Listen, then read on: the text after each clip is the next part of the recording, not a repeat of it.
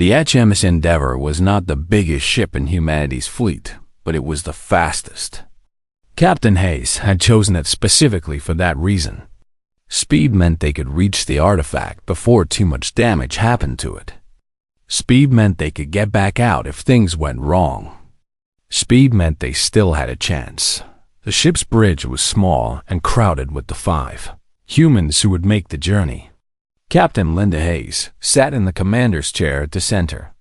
To her right was Lieutenant Colin Bradley, the ship's chief engineer. Bradley had rough hands and a scar that ran down his left cheek from a shuttle accident years ago. He was the kind of man who could fix anything with almost nothing. And that skill might be the difference between success and death. Dr. Sarah Kim stood at the science station, running constant checks on their equipment. She was young for such an important position, only 32, but she had studied alien life forms for her entire adult life.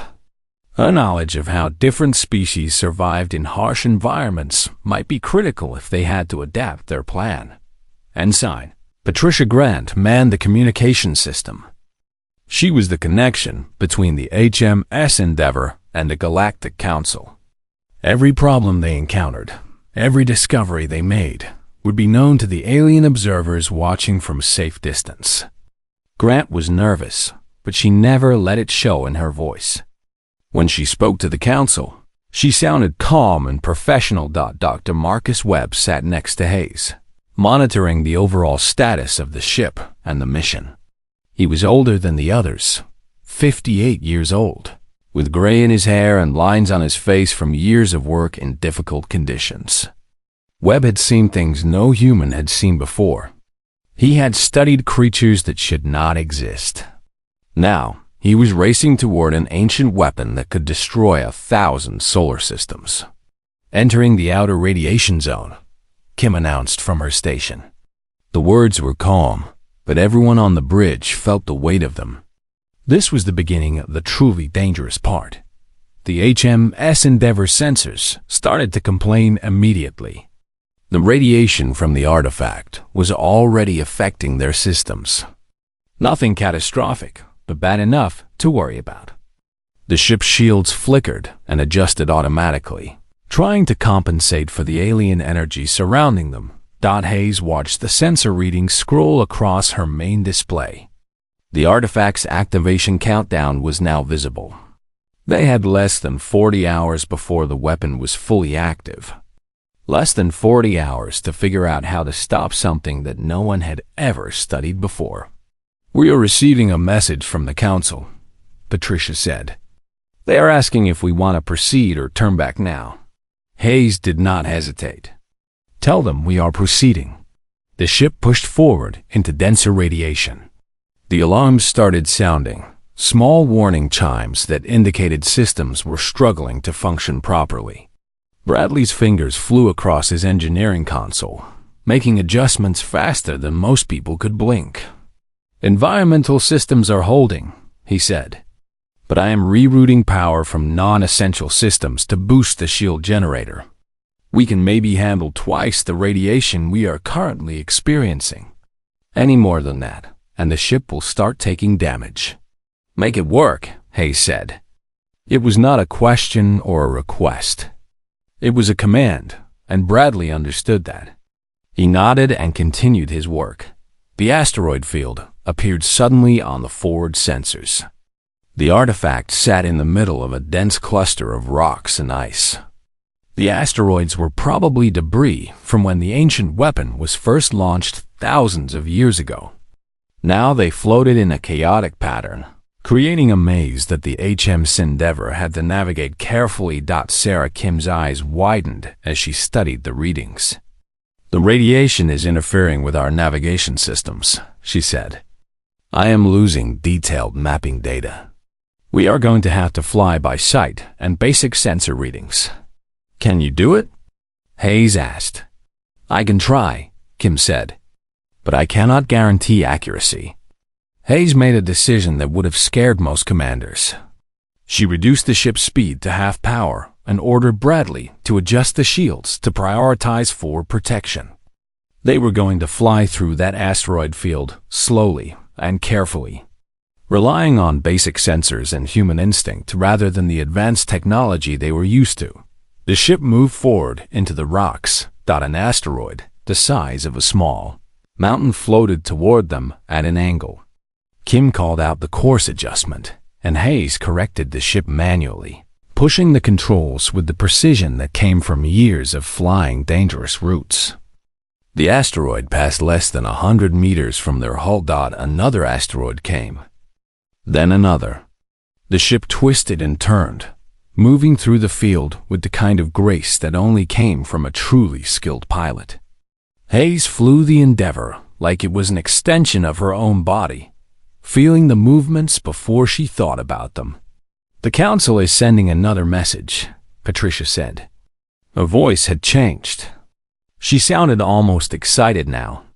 "They are asking what we are doing. They were not expecting us to enter the asteroid field. They thought we would try to go around it," Webb said from his position. "They did not think we would be bold enough to go straight through. We do not have time to go around," Hayes said simply. The ship rolled hard to avoid a collision with 3 asteroids moving together as a group. The bridge crew gripped their chairs as the gravity compensators struggled to keep up with the sudden movements. Kim continued to monitor the radiation levels. They were increasing now. The closer they got to the artifact, the worse it was becoming. Her reading showed that without shields, they would all be dead in minutes. The radiation was eating away at everything, but they kept moving forward. It took them 4 hours to navigate through the asteroid field. When they finally emerged on the other side, the artifact was directly ahead of them. It was massive. Images from the Council could not capture the true scale of the thing. It was easily the size of a small moon, geometric and strange, with surfaces that seemed to shift and change as they watched. The countdown timer now showed 36 hours remaining. "We have reached a stable orbit around the artifact," Kim announced. "I am beginning detailed scans of the structure. There is a lot of radiation, but the ship is holding. We should be safe here for several days if necessary." "Good," Hayes said. She stood up from her chair and looked at the massive structure floating in space before them. "We are going to get answers from that thing, and we are not leaving until we do." On every Council station across the galaxy, the observers had been watching the humans navigate the asteroid field with precise, skillful flying. The odds they had been placing on human failure suddenly shifted. Maybe some of them were beginning to think humanity was more than just lucky newcomers to space. Maybe they had been underestimating the humans all along. The emergency signal reached every corner of the known galaxy at the same moment. In the halls of the Galactic Council, where representatives from 40 different species sat in careful order, alarms began to sound. The lights shifted to red, and the great viewing screens flickered to life with images that made even the oldest among them lean back in fear. An ancient structure had awakened in the neutral expanse, a region of space that belonged to no one. The artifact was not new.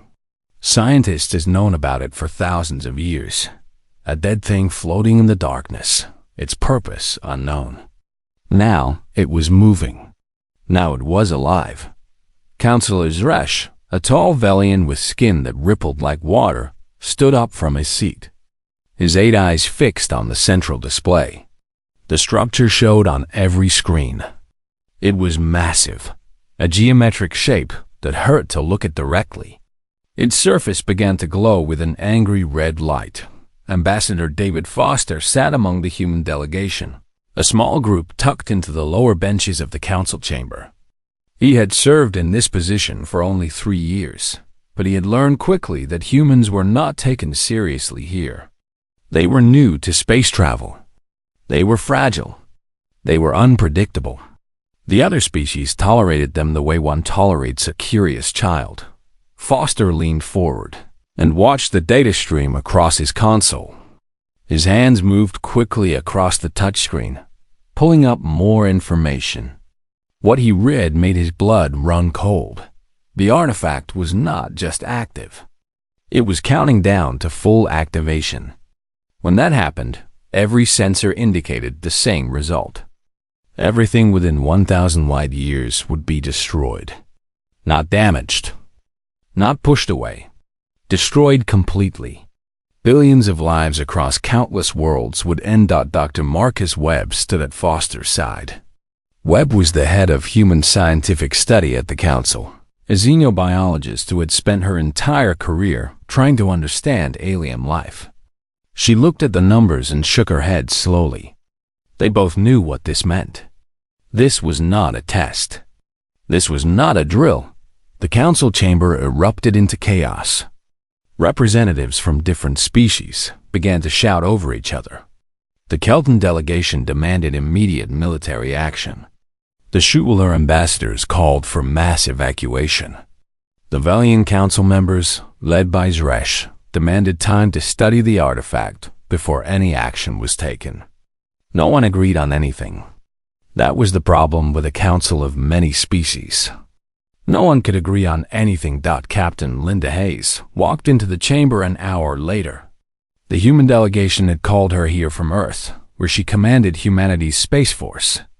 She was tall and broad-shouldered, with short dark hair and a face that had seen too much of space to look surprised anymore. She had flown through asteroid storms. She had survived 2 wars. She had lost good people to the emptiness between stars. Hayes did not wait for anyone to acknowledge her.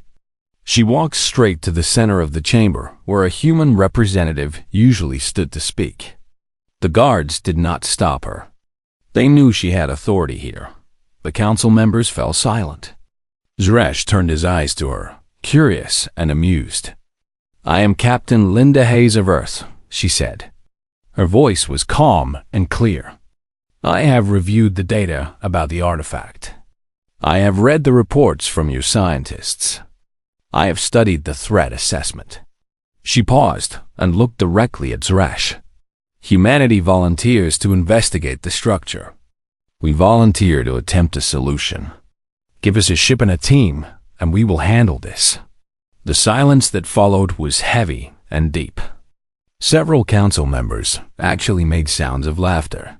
The Kelton ambassador waved a hand dismissively.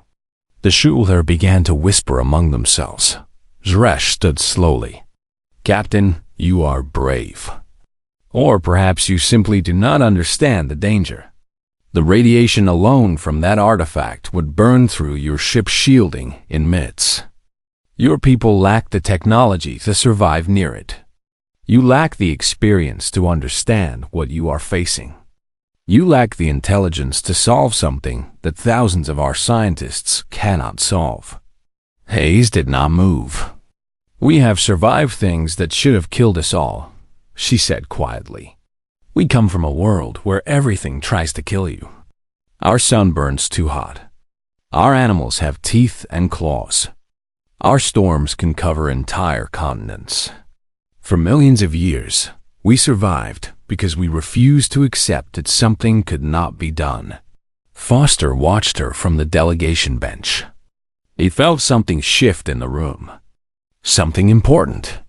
"This artifact," Hayes continued, "was built by a species long dead. It follows rules. It follows logic. Give us a chance. What do you lose? We are a small species. Our loss would hurt only us. But if we succeed, billions live." Counselor Zresh moved closer to Hayes. His eyes studied her carefully. "And if you fail, Captain? If you die trying to save galaxies that do not believe in you?" "Then we die as humans always have," Hayes said. "Trying, fighting, never giving up even when the odds say we should. That is what we do." The council chamber was completely silent now. Even the automated systems seemed to hold their breath. Foster stood up. "I vote for the human proposal," he said. His voice shook slightly. "Humanity has earned the right to attempt this mission. We have proven ourselves in peace and in trade. We ask only for this chance." One by one, other council members began to vote. Most said no. Some said maybe. A few said yes. But in the end, Foster's proposal passed. Humanity would have their chance. The aliens would watch and see if humans could accomplish what seemed impossible. Hayes nodded once, accepting the vote without celebration.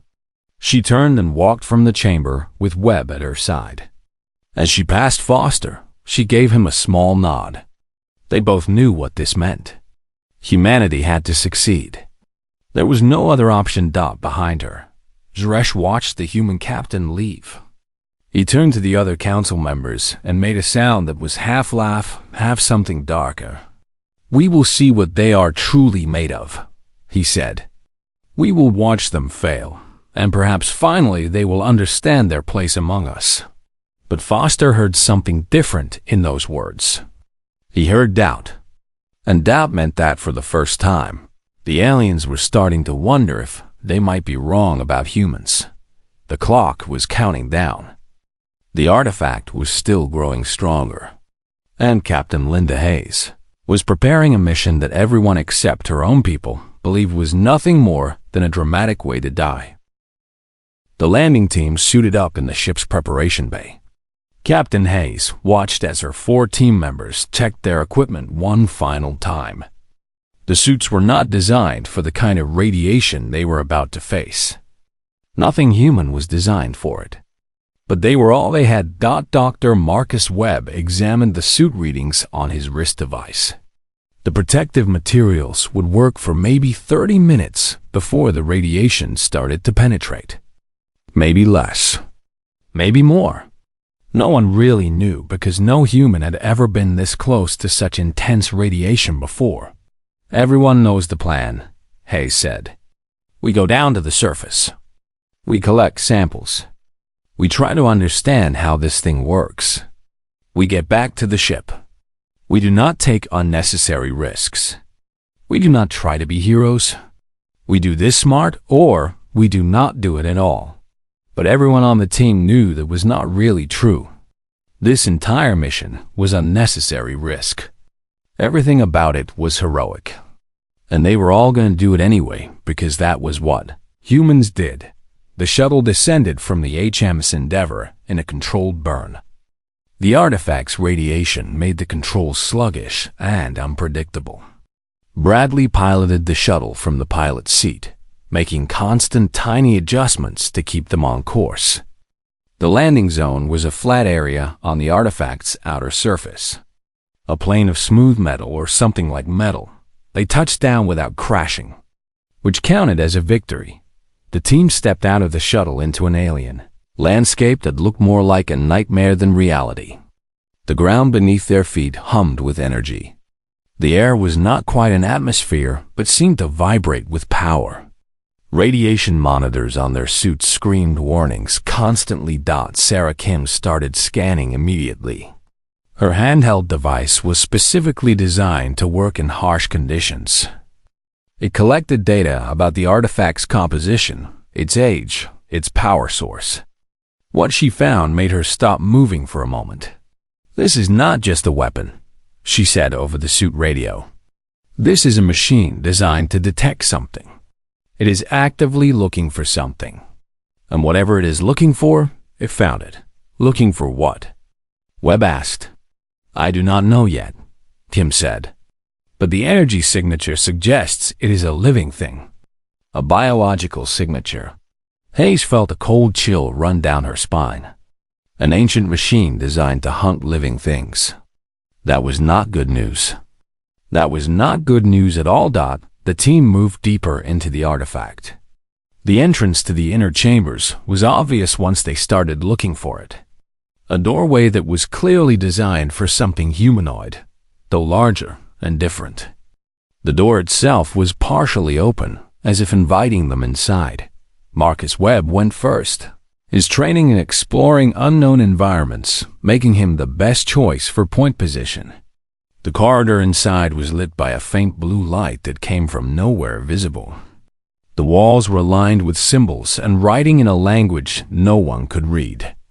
The team took samples, images, and readings of everything. The countdown timer was visible now on every monitor. 32 hours remaining. They reached the central chamber after 20 minutes of careful movement. What they found there took their breath away. The chamber was massive, reaching up several hundred meters. In the center of it was a control system like nothing humanity had ever created. It was organic in some ways, mechanical in others. It seemed to pulse with life, but it was clearly artificial. The machine was ancient, built by hands that had not walked the galaxy for millions of years. Sarah Kim approached one of the control panels. The symbols on it began to glow when she got close to it. Data flowed across the surface, visible to anyone looking. It was all written in an alien language, but the patterns suggested they were counting down. Measurements, numbers, timers. It is a failsafe, Webb said, understanding what they were looking at. When the original creators of this machine died out, they left this device as a protection. If something happened to them, if their empire fell, this machine would activate and destroy everything in a certain radius. It is a dead man's switch on a cosmic scale. Can we shut it down? Hayes asked. Kim checked her readings, her hands moving across her wrist device. Her face got darker and darker as she read the results. Not from here, she said finally. The main controls are deeper inside, in the core chamber. But the radiation levels there are 3 times higher than where we are now. Our suits will fail. We will die if we go in there. Hayes was quiet for a moment. Then she said, "How long until we die?" 8 to 10 minutes, Kim said. Without suit protection, the radiation would kill a human being in that amount of time. It would be painful. Very painful. The team looked at each other. The mission suddenly became very real. Someone was going to have to go into that core chamber. Someone was going to have to die. Hayes did not have to think about it. She started moving toward the deeper passage. Webb grabbed her arm. "No," he said. "Not you. Anyone but you." "I am the captain," Hayes said. "It is my decision to make." "Then let me go," Webb said. "I am older. I have less life to lose." "No," Hayes said. She pulled her arm free and kept walking.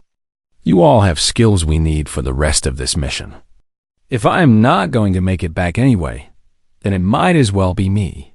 The truth hung in the air between them. No one was making it back. They all knew it.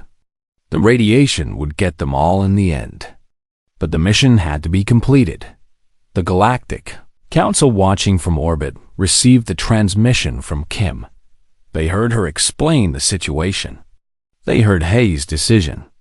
The alien observers fell silent. Some of them were shocked that humans would accept such a sacrifice. Some of them understood that this was exactly what humans had always done throughout their history. They fought. They sacrificed. They pushed forward even when winning was impossible. On the council station, Counselor Dresch watched the data stream across his display. He had believed humans were weak. He had believed they were primitive.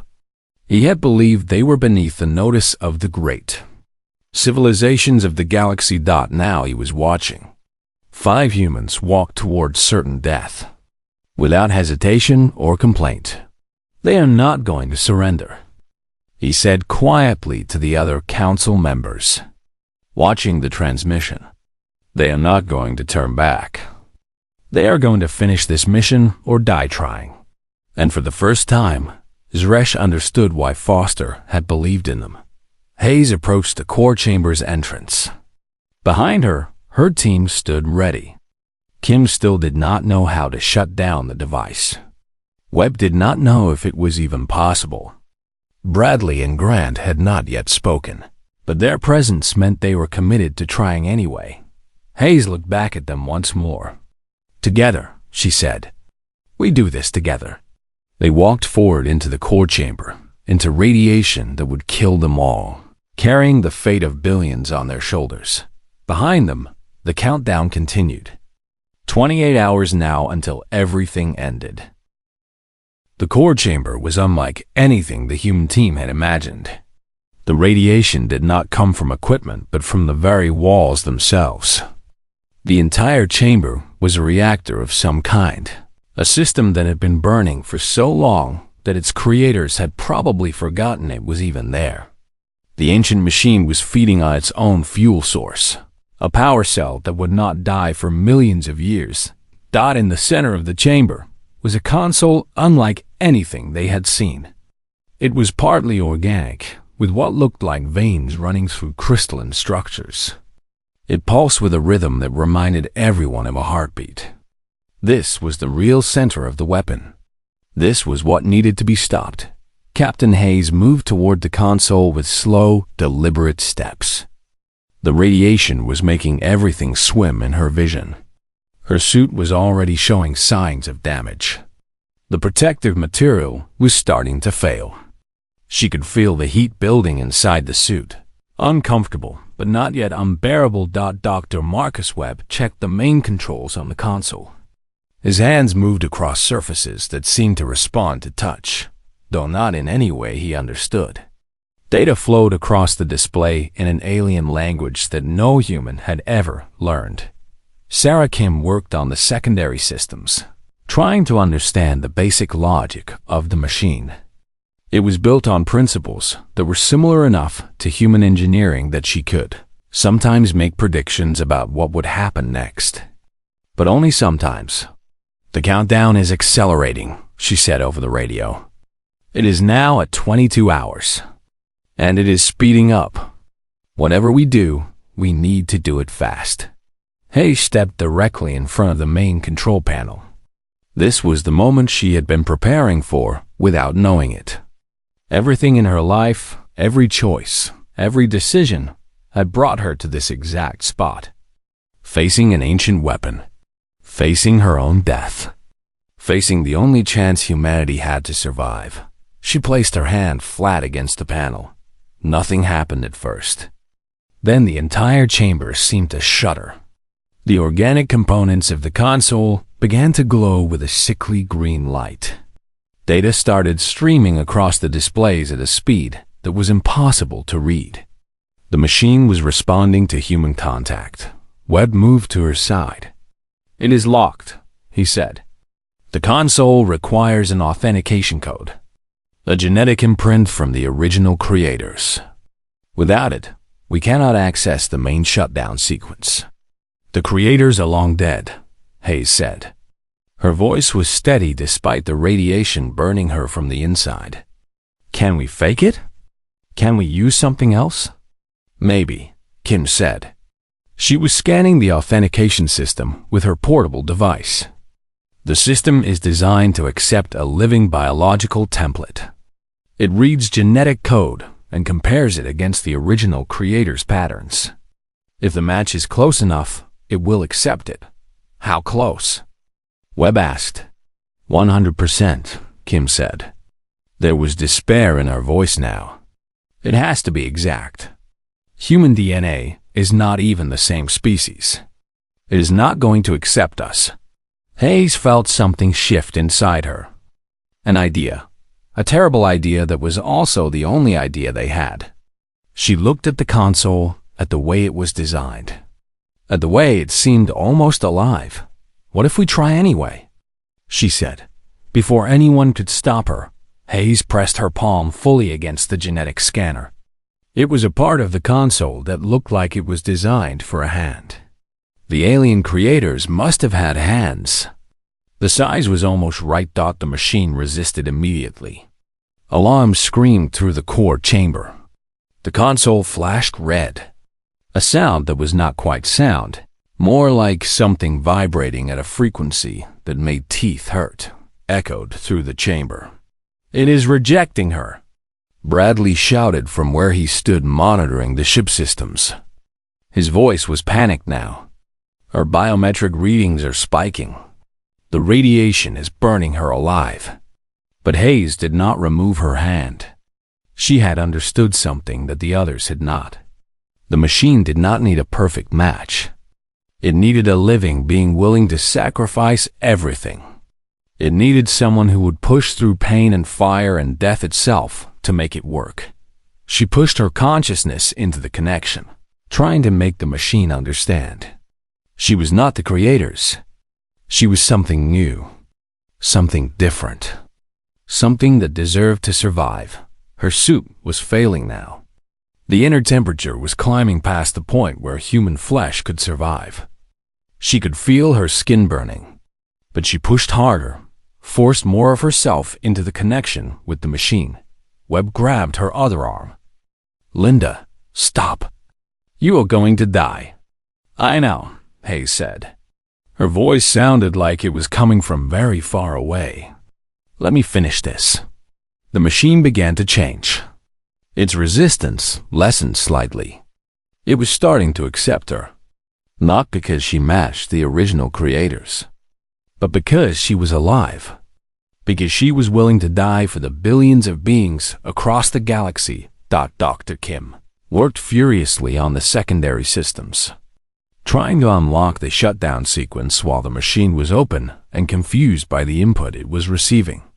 If they could get just one command through, just one sequence to execute, maybe the machine would follow orders. The countdown went from 22 hours to 20 hours, to 15 hours. It was accelerating faster now. They were running out of time, and Hayes was dying. Her suit was almost completely failed. The radiation was consuming her.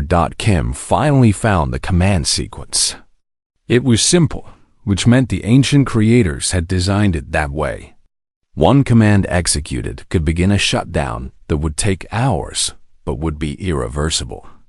Once started, the failsafe would power down completely. "I have it," Kim shouted. "I can execute the shutdown sequence." "Do it," Hayes said. Her voice was barely a whisper now. Kim entered the command. The entire artifact shuddered.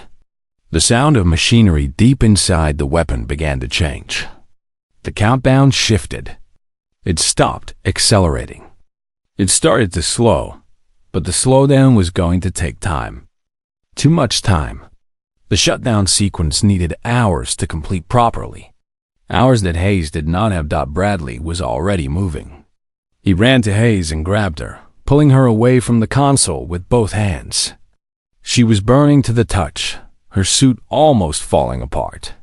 But he pulled anyway, pulled with all his strength, refusing to let the captain of his ship die alone. Webb and Grant helped him drag Hayes back toward the chamber entrance. The radiation was still all around them, still burning their skin, still filling their lungs with poison. They moved through the corridors of the artifact, moving as fast as they could while supporting Hayes' failing body. The shutdown sequence was continuing in the background. The countdown changed again. 10 hours remaining. Then 8. The machine was dying. The team reached the shuttle just as Hayes collapsed completely. Bradley carried her into the small craft himself and laid her on a medical bench. Her skin was burned. Her breathing was shallow. But she was alive. She was still alive. The shuttle lifted off, just as another set of radiation alarms began sounding inside the artifact. The countdown timer reached 6 hours. Then 4. The failsafe was dying, unwinding its ancient power after millions of years of waiting for someone brave enough to sacrifice everything to stop it. As they climbed back toward the HM's Endeavor, everyone in the Galactic Council who had been watching the transmission understood what they had witnessed. They had seen humanity at its absolute best. They had seen people willing to die so that trillions of others could live. They had seen the true measure of what humans were capable of. The countdown reached 1 hour as the shuttle docked with the Endeavor. The artifact's radiation began to fade. The ancient weapon was finally going to rest, and the 5 humans who had defeated it were already tending to their wounded captain, trying to keep her alive long enough to make it home. Counselor Resch removed his hand from the broadcast button. He had no words. There were no words sufficient for what he had just witnessed. The artifact became completely silent as the HM's Endeavor pulled away from its vicinity. The countdown reached 0 and stopped. The ancient weapon, which had been waiting to destroy everything for millions of years, finally shut down. The red glow that had defined it for days began to fade. Within hours, it was just a dark shape floating in space. A dead thing. A relic of a civilization that had learned too late to let go of its fears. The Endeavor's medical bay was the cleanest place on the ship, but it could not make up for the damage that had been done to Captain Linda Hayes. She lay on a medical bed in a medical coma while the ship's limited medical systems tried to repair what the radiation had done. Third-degree burns covered 40% of her body. Her lungs had been damaged by radiation poisoning. Every system in her body had been pushed past what any human should be able to survive. And yet she lived. Dr. Webb checked on her every hour.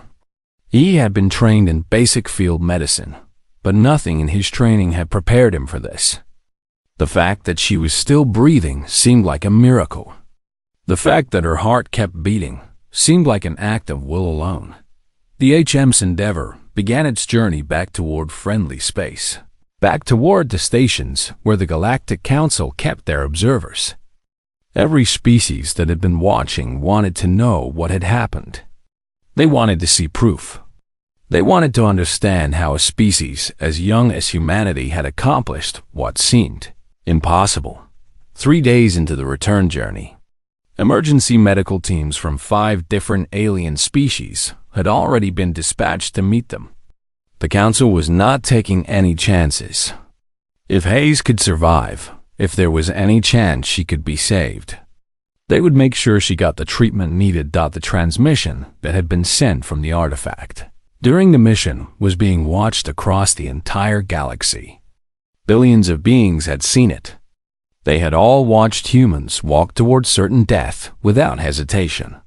They had all seen a captain place her hand on an alien machine, knowing it would burn her alive. They had all understood that she was not trying to be a hero. She was simply doing what had to be done. Councillor Resch called an emergency session of the Galactic Council. The chamber filled with representatives from every major civilization. The air was tense, but not with the usual political tension. This was different. Everyone had the same question. What did this achievement mean? Ambassador David Foster was called to the center of the chamber. He stood where Captain Hayes had stood days before, making her impossible offer. He did not look nervous. He looked proud. Humanity has accomplished what was believed to be impossible, Foster said. His voice was strong and clear. We have neutralized a threat that would have destroyed civilizations. We have done this not through superior technology or greater resources. We have done this through will, through determination, through the willingness to sacrifice everything for those we do not even know. One human achieved this, Dresch said. His tone was not dismissive. It was almost reverent. One captain of a young species willing to let her body burn for the sake of the galaxy. 5 humans achieved this, Foster corrected. Captain Hayes did not act alone. Her team was there with her. They all risked their lives. They all could have died. And they all understood that was a possibility before they ever left the ship. That is what humanity does. We do not run from the hard choices. We do not turn away from problems that seem unsolvable. We face them. We fight them. And we do not stop fighting until we win or until there is nothing left to fight with. The other council members listened. Slowly, one by one, they began to vote. The vote was unanimous. Humanity would be granted full status as an equal civilization in the Galactic Council. Humanity would be given access to more advanced technology and greater resources. Humanity would be treated not as newcomers to be tolerated, but as essential members of the galactic community. When the vote was announced, it spread across every communication channel instantly. The entire galaxy knew that something fundamental had changed. Humans were no longer seen as primitive or expendable. They were seen as what they had always been: brilliant, brave, and absolutely willing to die for what they believed was right. The HMS Endeavour returned to the primary medical station in neutral space. Doctors from the Velian, Schuler, Kelton, and 3 other major species worked together on Captain Hayes. They repaired her burns using technology that human medicine did not have. They treated her radiation sickness with medicines that did not exist on Earth. They worked around the clock to make sure that the woman who had saved billions would survive to know the victory she had secured. It took 2 weeks. But finally, Captain Linda Hayes woke up. The first thing she saw was Dr. Marcus Webb sitting beside her medical bed. He was crying. When he saw her eyes open, he began to laugh and cry at the same time. He reached down and grabbed her hand carefully, avoiding the areas where new skin was still forming. "Welcome back," he said. Hayes tried to speak, but her throat was too damaged. So she simply squeezed Webb's hand. That was enough. The Galactic Council arranged a formal ceremony to honor the human team. It was broadcast across every channel to every civilization in known space. Captain Hayes, still recovering, was given an honor seat at the ceremony. She did not rise to speak. She simply sat and listened as representative after representative talked about what her sacrifice meant, about what humanity's willingness to die for others meant. When it came her turn to speak, Hayes requested to address the council from where she sat. Her voice was still weak, but it was steady. "I did not do anything special," she said. "I simply did what had to be done. That is what humans have always done. We face problems. We solve them. We do not think about whether we are equipped or whether we are ready. We simply start and we do not stop until it is finished." Zeresh moved closer to hear her words more clearly. Hayes looked directly at him. "You said before that humanity was too primitive, too fragile, too young to matter in your great galaxy," she said. "You were right about some things. We are young. We are not as advanced. But you were wrong about what that means. Being young means we still have something to fight for. Being fragile means we understand the value of life. Not being as advanced means we have to use our wits and our courage instead of just our technology." She paused and looked at the entire council. "You have been measuring civilization by the wrong standards," she said. "Civilization is not measured by the technology you possess or the power you command. It is measured by what you are willing to sacrifice for others. And humanity will always be measured by the highest standard there is." The silence that followed was complete. And in that silence, every being in the Galactic Council understood that the age of looking down on humans was over. Humanity had earned its place in the galaxy, not through conquest or politics. They had earned it through the simplest and most powerful action one species could take: the willingness to die so that others could live. On Earth, the celebration lasted for days. The entire species understood what had been accomplished. One of their own had sacrificed everything, and her sacrifice had changed the future for all of humanity. Captain Linda Hayes eventually recovered. The alien doctors were able to repair almost all of the damage the radiation had done. She would bear scars for the rest of her life, but she would live. She would return to Earth as the most famous human who had ever lived. But the real victory was not hers alone. It belonged to every human who had ever chosen to face an impossible problem and try anyway. It belonged to every human who had ever decided that giving up was not an option. It belonged to the entire species that understood, in their bones, that the greatest strength was not the ability to destroy, but the ability to sacrifice. The Galactic Council learned that day what every human already knew. Humanity was not meant to be ruled or controlled. Humanity was meant to lead, to inspire, and to remind the entire galaxy what it meant to be truly alive. And That lesson, once learned, would never be forgotten.